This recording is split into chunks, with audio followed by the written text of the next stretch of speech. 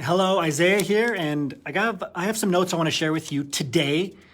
Today is our PhD graduation bonanza. All of our programs are 70 to 75% off, so you can check that out at Cheeky Scientist. But I want to talk to you today about two conversations I recently had with huge recruitment firms, and like the good type of recruitment firms that care about the job candidates and want to get them hired. They came to us specifically looking for PhDs for all different types of medical writing and technical writing roles. That's one firm. The other firm came to us for all different types of principal scientist, senior scientist roles. That was their different specialties. They both said the same things. They cannot find enough PhDs to hire. Your number one problem is invisibility, obscurity. Now, I don't have time to go into all the different things that you can do to make yourself visible and to get hired, but I can tell you right now, you are more in demand than you've ever been before, and you can command a higher salary than you've ever been able to command before. And these are the five, I have six here, six different reasons why this is. So both people, right? There's two very different career tracks, two of the hottest career tracks in terms of volume especially. One's bench, one's non-bench. So again, it was amazing to see that they brought up the same points. Why do they want PhDs? Number one, no surprise, your ability to do research. Do you know how valuable that is? Do you know that the stick-to-itiveness of the average non-PhD compared to you is abysmal? Have you ever seen somebody try to do research, to do even a simple Google or DuckDuckGo search online next to you?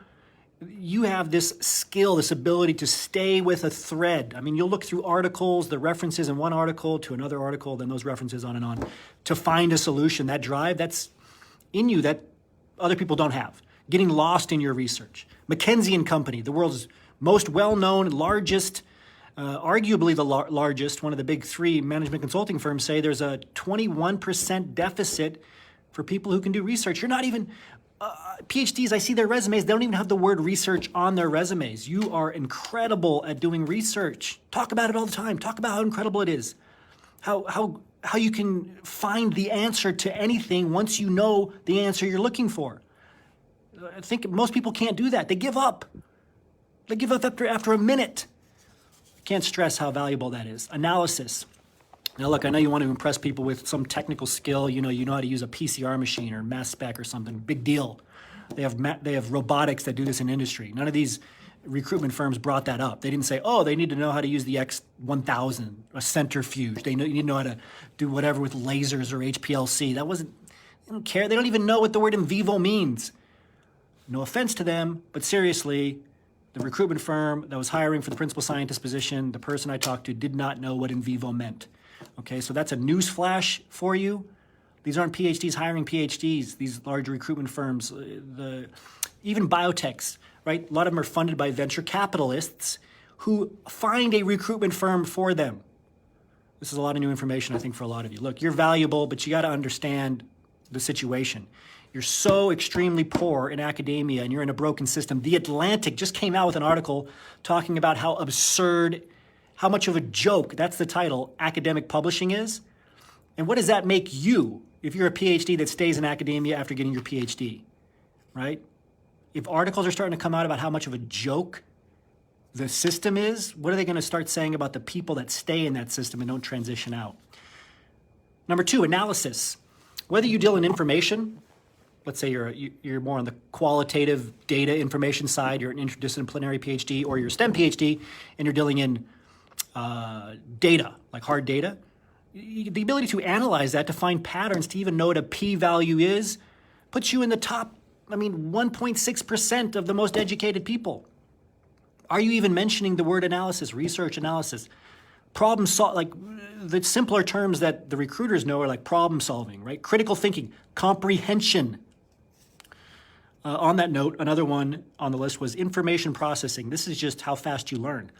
If you go to an employer and say, I'll learn all of your processes faster than anybody else will, I can learn any instrument you have, your robotics, your systems, I will learn it 10 times faster than anybody else you could hire, you'll get hired. You don't even know how to show that kind of confidence, though. That's your problem. And that's what I want to help you with. That's why I'm doing this video. You have to know, you're sitting on a gold mine. That's you. Your education is the gold mine. And you're not exploiting it. It's buried in the ground. right? Obscurity, again, is the number one problem. Technical literacy. Funny that both of them said this, but your ability to read complex technical information, to understand it, to summarize it, to put it into a document, to write a report that's complex, to document in general. People don't do this. Look, I work with non-PhDs a lot too, and they really struggle in terms of any sort of internal drive or motivation to learn things, to document things, to understand complex words. The vocabulary is less. A lot of this can be put, you can see it in any type of test or metric or whatever it might be, but you're trained by fire because you've had to read, 1,000 peer-reviewed journal article papers that use complex language on purpose. Don't underestimate that. Number 5, internal drive and autonomy. Everybody's numb right now. Like 2019, just to give you an example, like a lot of our webinars would have 1,000 people on it. Seriously. Now we're at hundreds. I just gave a couple of webinars this week for different organizations, and their numbers have dropped as well because they're tired of being on the screen and learning on the screen, and people, they're checked out. But you as a PhD, that doesn't turn off for you, right? You're going to be affected by it a little bit, but you're watching this video, right? Solly, Rishesh, Lobo, Manny, Sony, because you want to learn, you want to progress, you have this internal drive. You can work autonomously, you can learn autonomously. You're ravenous lifetime learners. Are you mentioning anything about that? That, you're too busy trying to posture and seem impressive and make up for your lack of industry experience, that you're not seeing what employers really want from you, which is approaching them with a student discovery mindset, eager to learn. That's what they want to see. Some level of engagement or enthusiasm, not rah enthusiasm, but like, I'm here to learn. I can do whatever you need me to do. I'll learn it. I'm ready. And I can learn it autonomously. I'll continue to learn it on my own after the initial training. Finally, number 6, prioritization. How many questions, interview questions come up about priorities? Because most people are horrible at prioritizing.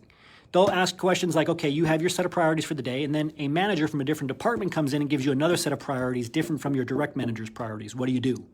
Most people don't know. Are you able to adjust priorities in the middle of a day? And all of you can do this. You've had to adjust priorities after you get feedback or initial data in an experiment, right? You got to adjust the experiment. You got to adjust the workflow. You got to adjust the protocol. Prioritization, this is key too. You're highly valuable for these reasons. I know maybe some of you came to this video hoping that I would say something about, your specific technical skill, like that's what's going to get you hired. It's not.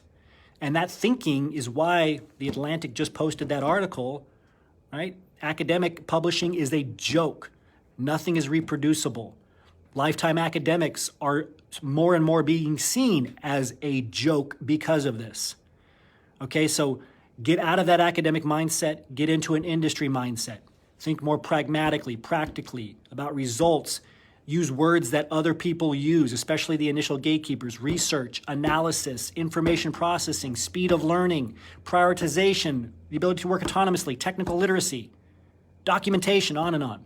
Hopefully this helps you. Check out our huge event going on today, right? It's May. You may not know this, but in May, more PhDs defend than any other month of the year. More convocations and graduations happen, so we're celebrating it with a huge scholarship, 70% off the Cheeky Scientist Association, 75% off any of our 20 advanced programs. Just go to cheekyscientist.com. You'll see a banner at the top that'll help you look through the programs, find the right one for you so you can get your industry job. As always, remember your value as a PhD and start thinking and acting like a successful industry professional.